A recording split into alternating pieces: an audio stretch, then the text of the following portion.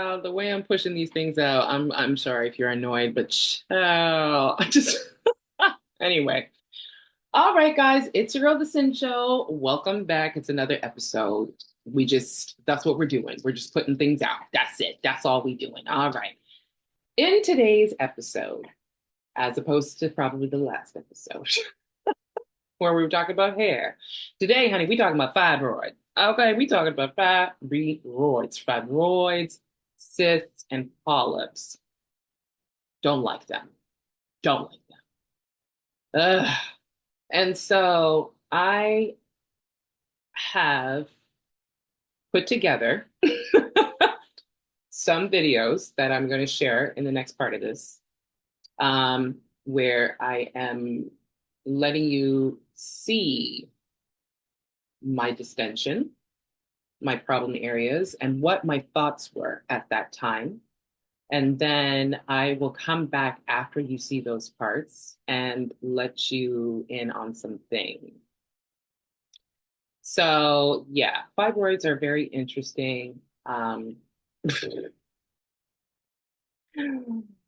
Yeah. I'll see you guys in the part of the video, okay? Okay, I looked pretty gross, but whatever. Okay, I just don't know why, but I just feel the need to. I just ate, so I just want to record this, but. Ooh, I don't know if you can see anything. Actually, you can't, so let me do that. There we go. So I'm trying to suck in my tummy. This is me trying to suck in my tummy. I'm trying to suck in my tummy. Probably could do that. And that really hurts, by the way. It doesn't hurt, but it's uncomfortable. This is knee rested.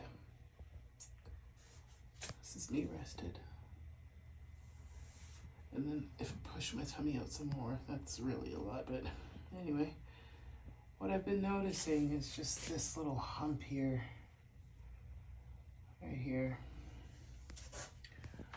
And I did do, there we go. Let's turn this way, maybe turn this way. Probably not, you know what, I should do this. Hold on. All right, trying this again. So I feel the need to do this because low key, I do feel preggo. I've been dealing with this for quite a minute, and now, I mean, this is me after I had a meal. The tummy is pretty hard, ain't finna lie, especially on this side of my stomach, which is my left side.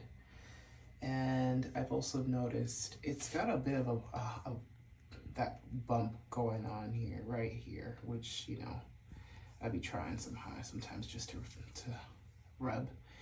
I've been looking up a lot on cryptic pregnancies because I am 42 and perimenopausal, I guess. And I mean, the last time I had sex was like last week of Jan. So this is May, and I counted some of the weeks down from my period app, and if this would make it week 17, I would be in week 17. This is my obliques. You can see my obliques, but yeah, I just wanted to record this because if this shit is real, oh shit, sorry. If this shit is real,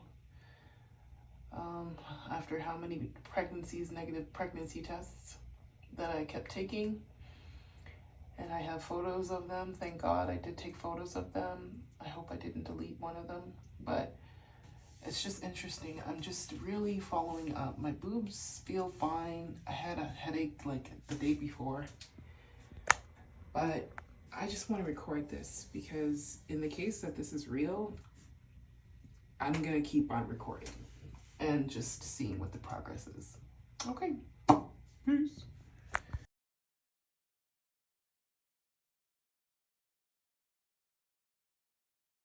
Alright, sorry about the background noise. This is day 2. This is the morning of. So, obviously, food is now passed. Tummy's still a little bit big. I'm gonna move to the side. Jesus Christ, you can't even see it. Let me move my hands. There we go. So that's me on the side. That left part that was bothering me is not so much. This is the other side of my stomach. Oh, Jesus Christ. There we go. So there's that left hump right there. So this is me. Just had coffee only, no food. And I will take another photo. I'll take photos and then we'll see.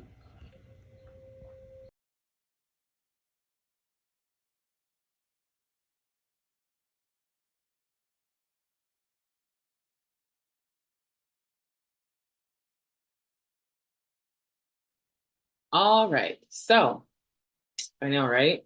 I know it was probably a lot, and I'm sorry. And one thing I will have to say is that yes, I do wear waist beads. They are very personal to me as a Kenyan.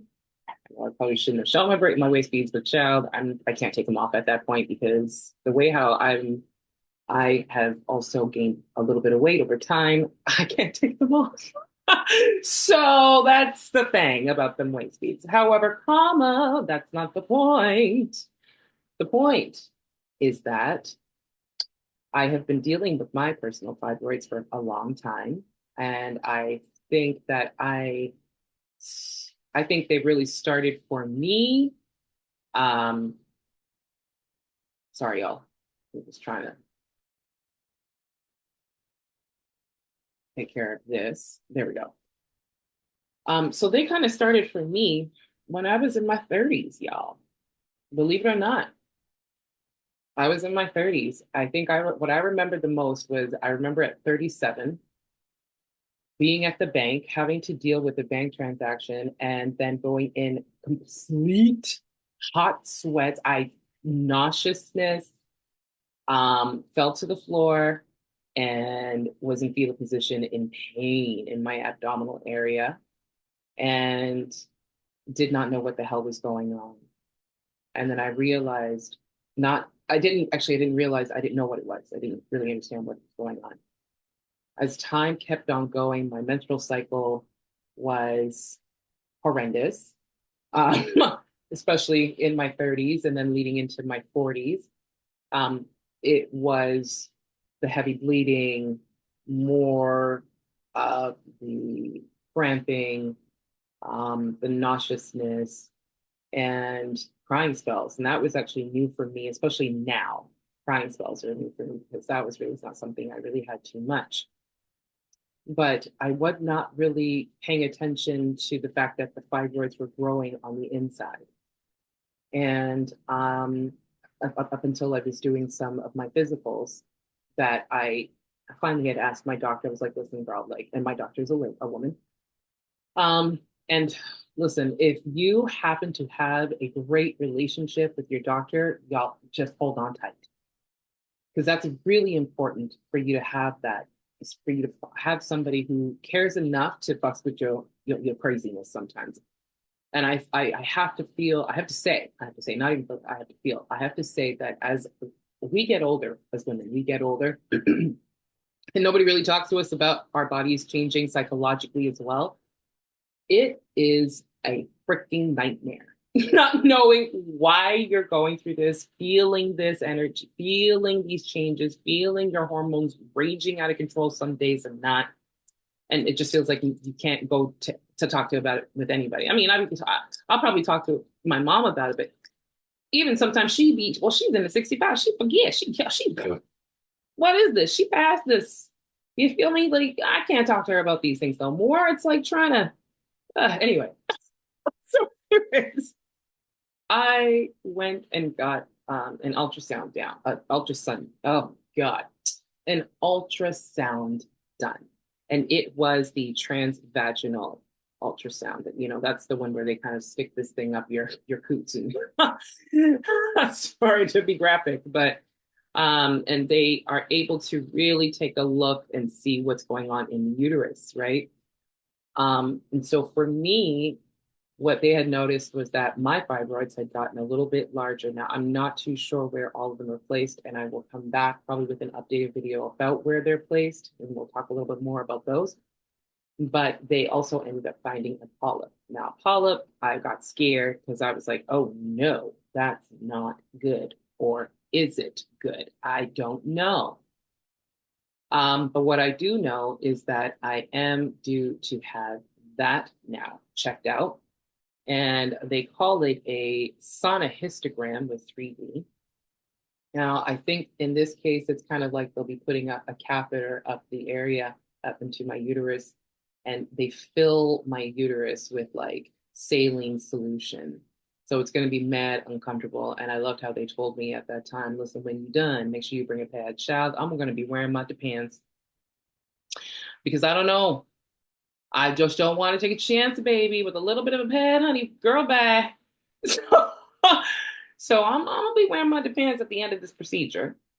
And apparently it will allow them to really clearly see what this polyp is, whether it's benign or it's something else. And so, fingers crossed, it's nothing to be, fearful of. Um, but this has really gotten me to get a bit more serious on paying more attention to that part of my body. And it's not because it can affect if you're trying to have a child. In a way, maybe for some people say yes, some people say no, but maybe it also depends on where your fibroids are at, right? So again, I am doing my due diligence. I encourage you, and I hope this video is also encouraging for you to do your due diligence and for you to, number one, talk to your doctor, let them know how crazy you feel sometimes. Sometimes, I mean, obviously not all doctors are therapists. However, if you've got that doctor, let them know about what you're going through and just go out there and take that because the way how I was out here and I've been out here thinking, is this a cryptic pregnancy? If you don't know what that is, look that up, but I'll give you a bit of a brief. It's kind of like um, where you have no clue that you don't show any signs that you are pregnant. And you won't feel the baby moving. You won't really see any growth. You will continue to have what you think is your period. And it's very psychologically damaging, I feel like, for me, because it was crazy. I was just like, what is happening to me? You feel me? Until I got that ultrasound, my doctor's like, child, ain't no child in you. I said, Jesus.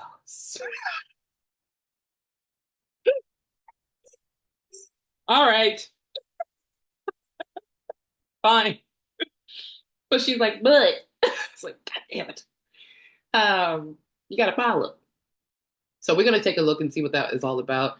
Now, I don't know about you joining me on that. I'll probably give you like some details after I finish the procedure. But if this is something that you have gone through, put it in the comments. Let's have a conversation about this. I know I'm not alone in this, and I thank all of those people out there who've dealt with this. Oh my God, sorry, I have somebody that I'm gonna have to want to thank after this conversation. It just came to my head. Um, and yeah, put it in the comments. Let's have a conversation about fibroids because number one, there needs to be more of a conversation about fibroids. Number two, it's a thing. It happens. It's always happening to the reproductive system of women, specifically, especially Black women. And we need to really address it. And then am I doing this in numbers? Oh my God. Anyway, we have to talk about fibroid diet. What are we going to do about it? How are we going to change this? What are we going to take? What are we going to take away? Because we also know that fibroids is kind of like inflammation of calcium deposits as well, right? So we know we probably are going to have to probably cut down on some certain things. Sorry to yell, but things, foods, drinks. Like for me, coffee. Child, I can't live without coffee. Like I have to have a coffee every morning. like, I gotta have a coffee. But I gotta drink my teas. And there are certain teas out there. And there's a certain plant or I can call it a herb. I'm not too sure what to call it, but I'm going to share it in a couple of videos after, or probably in the follow-up. I will share it in the follow-up video about experimenting with this.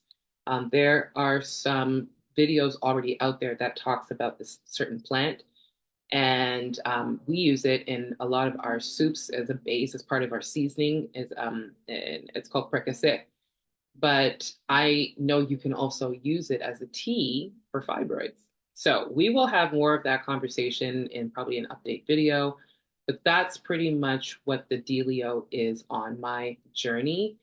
So I hope once again, like I said before, that this has been nothing but an inspiration and a motivation for you to do your own due diligence and for you to go out there and take hold and control of your health and your reproductive health, especially if you are a woman in your 40s.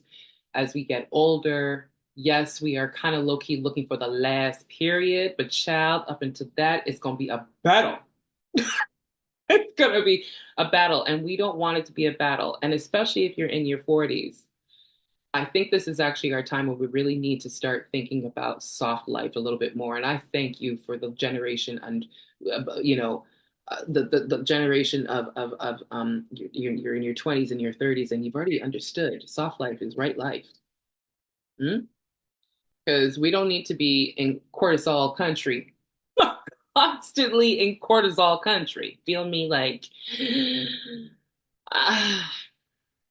anyway, less stress, do your best.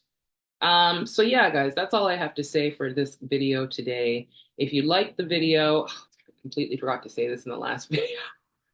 If you like the video, please give it a like.